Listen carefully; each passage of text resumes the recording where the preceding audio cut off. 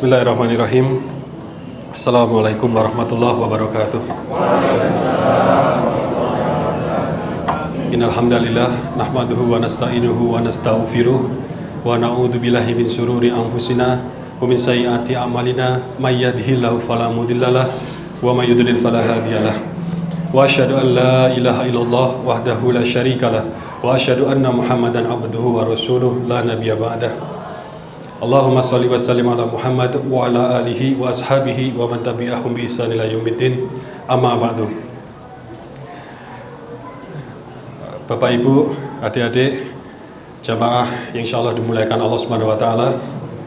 Terima kasih Pak Ustadz tadi atas sedikit perkenalannya. Tadi kalender imsakiyah. Oh ya, jadi saya baru ingat ya, di situ ada tulisan lawan kezaliman, tegakkan keadilan.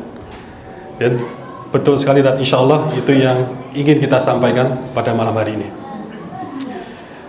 Bapak Ibu jamaah sekalian, jadi di dalam surat Al-Insyiqaq ayat 19 ya, kalau kita perhatikan, latar kabunna tobakon an tobaki. Di sini Allah memberikan perumpamaan bagaimana kita dalam mengarungi kehidupan menuju derajat ketakwaan. Itu jalannya seperti jalan yang tingkat demi tingkat, tahap demi tahap, dan terus maju ya. Jadi insya Allah bulan Ramadan ini satu bulan yang mempercepat kita untuk menapaki anak tangga menuju derajat ketakwaan tersebut.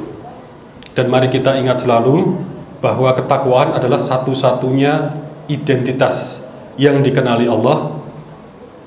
Bukan itu jabatan, bukan itu posisi, gaji, dan berbagai macam. Jadi alat ukurnya adalah ketakwaan kita. Nah, kalau kita tadi berbicara ini sebagai anak tangga yang tingkat demi tingkat, sebagaimana dalam surat Al-Insyiqaq ayat 19, maka kita bisa ingatkan kepada diri kita bahwa anak tangga yang pertama adalah perihal tauhid. Tauhid, kalimat thayyibah, kita mengucapkan la ilaha illallah Muhammadur Rasulullah. Ini satu pernyataan ya, bahwa kita mengatakan tidak kepada selain Allah. Ini satu pernyataan bahwa kita tidak takut kepada apapun selain Allah. Kalau menurut Pak Muhammad Nasir dan juga di bukunya Pak Amin Rais ya, kalimat tauhid itu semacam pernyataan revolusi ruhaniyah, karena kita dengan demikian menjadi manusia yang merdeka, dalam arti yang seimbang, bukan yang inferior atau rendah diri, bukan juga yang sombong, yang superior. Nah, kalau di Al-Baqarah ayat 256, dalam pertengahan ayat tersebut, fama yakfur bit-tauhid wa yu'min billah. Dan dengan kalimat tauhid kita kemudian mengingkari tauhid. Dengan kata la tadi, tidak gitu, kita mengingkari tauhid. Tauhid ini dalam bahasa modern atau kehidupan kita sekarang, kalau ya semacam patung atau semacam hal yang bisa memberikan kita kekuatan, rezeki, jodoh, dan segala macam, kita tahu itu ya. Tapi ini bisa dimaknai bahwa tauhid itu juga pemerintah yang zalim. Zalim artinya lalim, zulmi ya, kebalikan dari adli ya. Artinya tidak meletakkan sesuatu pada posisinya, tidak pada tempatnya, atau melebihi batas. Nah, dikatakan dalam Al-Baqarah 256 nih, ketika kita sudah mengingkari tauhid kemudian beriman kepada Allah, maka faqadis tamsaka bil urwatil wuthqa, itu seperti berpegang pada tali yang sangat kuat. Urwah ya, tali wuthqa yang sangat kuat, yang tidak akan rapuh ya. La infisam, tidak ada kerapuhan, tidak ada akan terputus dari pegangan tersebut. Inilah tauhid kita ya. Ketika kita memegang dengan benar, insya Allah ini satu pegangan yang sangat kuat. Lalu seperti apa memegang tauhid tersebut, mempertahankan tauhid tersebut?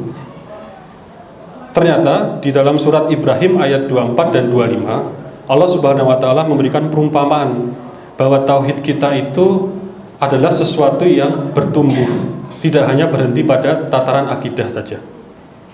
ada dimensi perwujudannya, ada dimensi amal solehnya. Apa wujudnya dari tauhid kita setelah kita mengingkari tauhid, setelah kita mengatakan la ilaha illallah Muhammadur Rasulullah? Apa wujudnya? Memang betul ya, Rasulullah SAW mengatakan bahwa kalimat tauhid ini, kalimat thayyibah ini adalah yang ringan diucapkan dan berat timbangannya. Tapi dalam surat Ibrahim, alam taro kaifa daraballahu mathalan kalimatan thayyibah kasazaratin thayyibah asluha tsabitu wa far'uha fis sama'. Ternyata tauhid kita itu diumpamakan seperti pohon yang bertumbuh, pohon yang baik, yang indah. Pohon tersebut memiliki akar yang kuat, sesuatu yang kuat, gitu ya. Kemudian dia punya cabang yang menjulang tinggi ke langit. Di ayat 25, Allah kemudian melanjutkan tu'tiukulaha kulahinim bi'idni rabbiha. Ternyata tauhid kita itu seperti pohon yang memberikan buah sepanjang waktu atas izin Allah. Artinya apa? Bahwa tauhid kita tadi setelah kita kukuhkan dalam konteks akidah kita kuatkan, ternyata perlu perwujudan dalam bentuk sesuatu yang bermanfaat. Seperti diumpamakan memberikan buah sepanjang masa atas izin Allah. Dan buah ini adalah bentuknya amal soleh. Nah, sekarang kita masuk anak tangga yang kedua. Anak tangga pertama itu tauhid tadi. Kita maknai pertama bahwa itu pegangan akidah kita. Ini sumbu kita pertama, titik nol. Kita pegang dengan kuat sebagaimana Al-Baqarah 256. Kemudian kita wujudkan dalam bentuk amal soleh, anak tangga yang kedua. Nah, yang kedua ini ya, amal soleh itu bisa mungkin kita bagi kira-kira dua perspektif ya. Yang pertama, kalau kita ingat Ali Imran 104, wal takum minkum ummah yad'una ilal khair wa ya'muruna bil ma'ruf wa yanhauna 'anil munkar wa ulaika humul muflihun. Jadi di ayat 104 ini Allah Subhanahu wa taala berfirman, hendaknya kita ini kemudian secara berjamaah membentuk himpunan, tidak sendiri-sendiri. Jamaah untuk apa? Jamaah untuk amar ma'ruf nahi mungkar. Al-amru bil ma'ruf wa nahyu 'anil munkar. Dan golongan yang melakukan amar ma'ruf nahi mungkar ini di bagian terakhir ayat itu adalah golongan al-muflihun, golongan yang sukses, yang menang dan yang jaya. Nah, amar ma'ruf nahi mungkar itu perlu kita lakukan sejak dari diri kita sendiri sebagai individu. Kemudian kita perluas dalam konteks kita berkeluarga, sebagai kepala keluarga, sebagai istri, sebagai anak, sebagai orang tua, sebagai kakak, sebagai adik. Kemudian juga bisa kita perluas lagi amar ma'ruf nahi mungkar dalam konteks kehidupan bermasyarakat.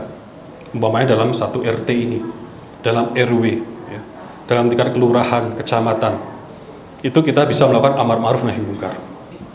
Amar ma'ruf nahi mungkar, amar ma'ruf artinya kita mengajak kepada apa? Kebajikan, berbagai macam. Kita bisa terjemahkan karena itu wujudnya berbagai macam. Dan bulan Ramadan ini adalah bulan untuk mempercepat kita tadi menapaki anak tangga menuju derajat ketakwaan dengan amar ma'ruf nahi mungkar ini. Apapun ya yang kita lakukan di bulan-bulan biasa itu kira-kira kalau pahalanya satu, ya ini perkiraan kira-kira ya, simulasi gitu ya. Ini bulan Ramadan nilainya berlipat-lipat ya. Mari kita gunakan sebaik-banyaknya. Pertama tentu puasa ya, kita kemudian berbanyak tadarus ya. Kemudian juga berbagi dan lain sebagainya. Ini amar ma'ruf nahi mungkar. Amar ma'ruf, kemudian jangan lupa nahi mungkar. Kadang amar ma'ruf itu mudah, tapi nahi mungkar itu kita kadang tidak enakan.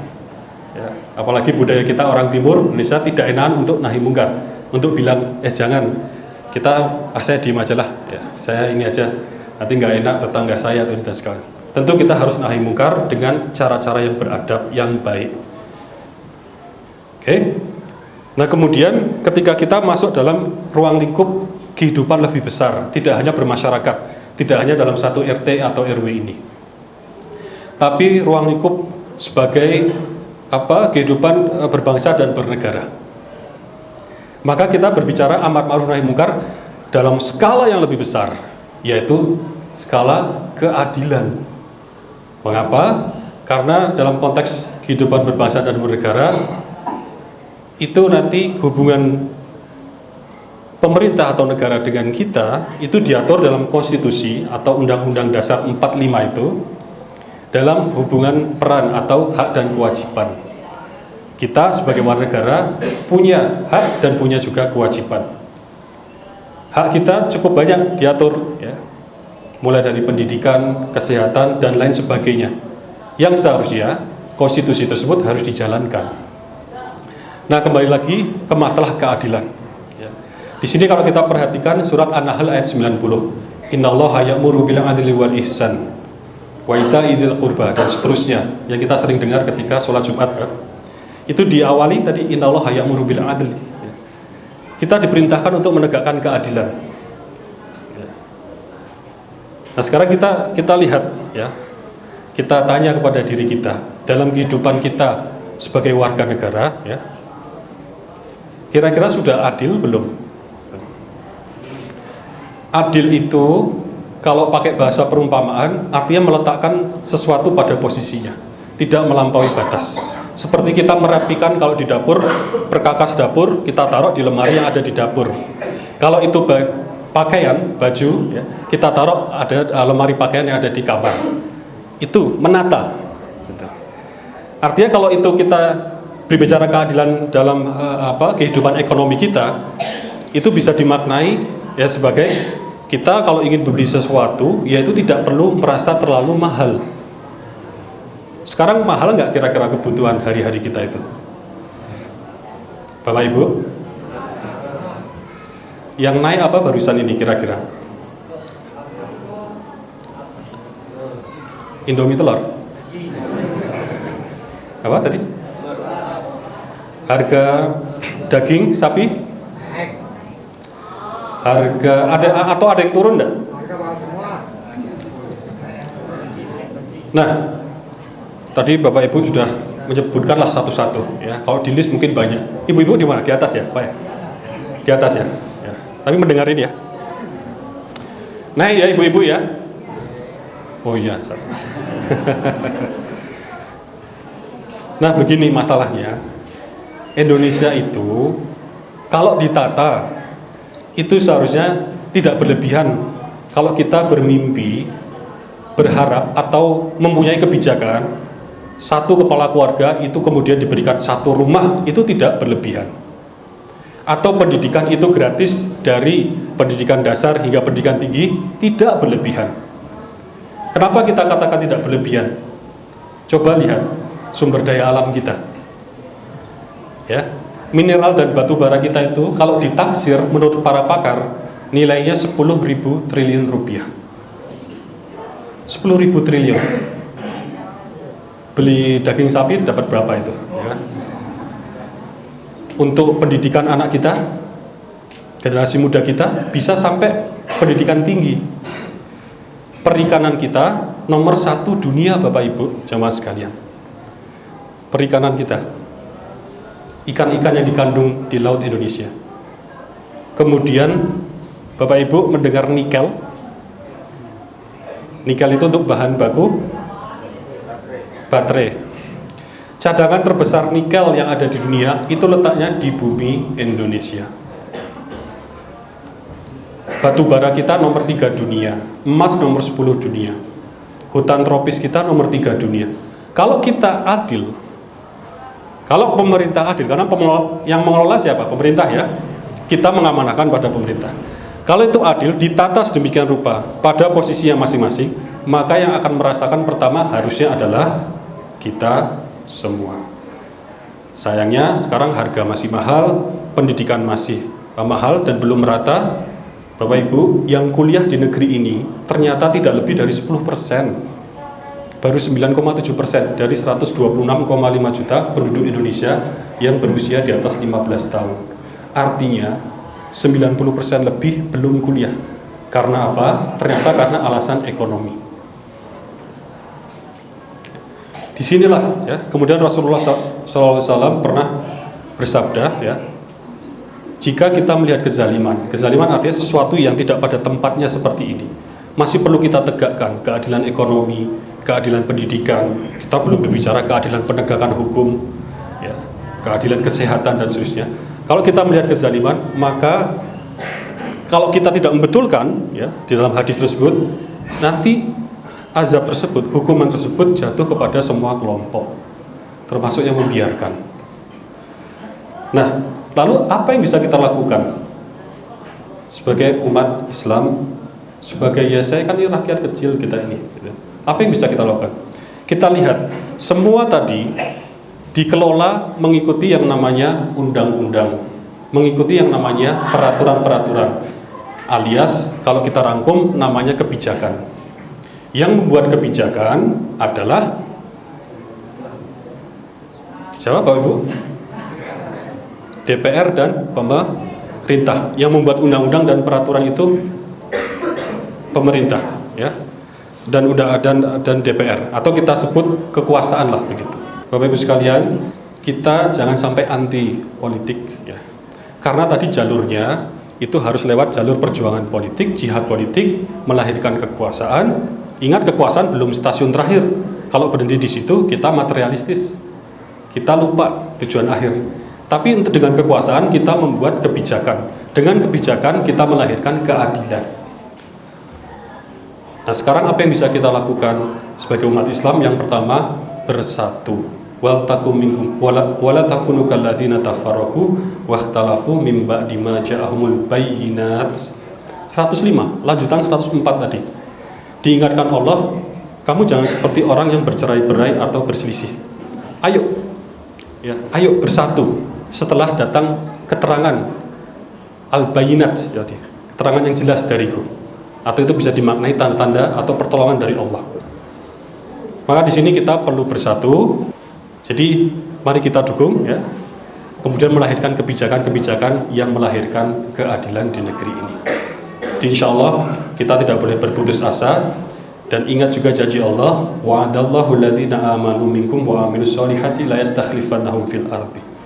An-Nur ayat 55. Kita sudah diberikan hasil akhirnya oleh Allah. Tugas kita berusaha, bersatu dan berusaha. Apa hasil akhirnya? Allah berjanji kepada orang yang beriman dan beramal soleh bahwa orang tersebut akan diberikan kekuasaan sebagaimana kelompok sebelumnya. Dan insya Allah kita doakan nanti akan lahir pemimpin-pemimpin negeri ini, wakil-wakil di negeri ini yang berorientasi pada keadilan dan kemaslahatan untuk umat. Ya. Kiranya demikian, Bapak Ibu, pada kesempatan malam hari ini, ya. Sebagai penutup tadi sudah 2 anak tangga. Anak tangga ketiga adalah semacam deklarasi kita, ya. Jadi kalau di surat An-Na'am 162, Kul inna sholati wa nusuki wa mahyaya wa mamati lillahi rabbil alamin. Katakanlah bahwa sholatku, ibadahku, hidupku dan matiku hanya untuk Allah, Tuhan semesta alam. Demikian yang bisa saya sampaikan. Wa ma taufiqi illa billah, alaihi tawakkaltu wa ilaihi unib. Assalamualaikum warahmatullahi wabarakatuh.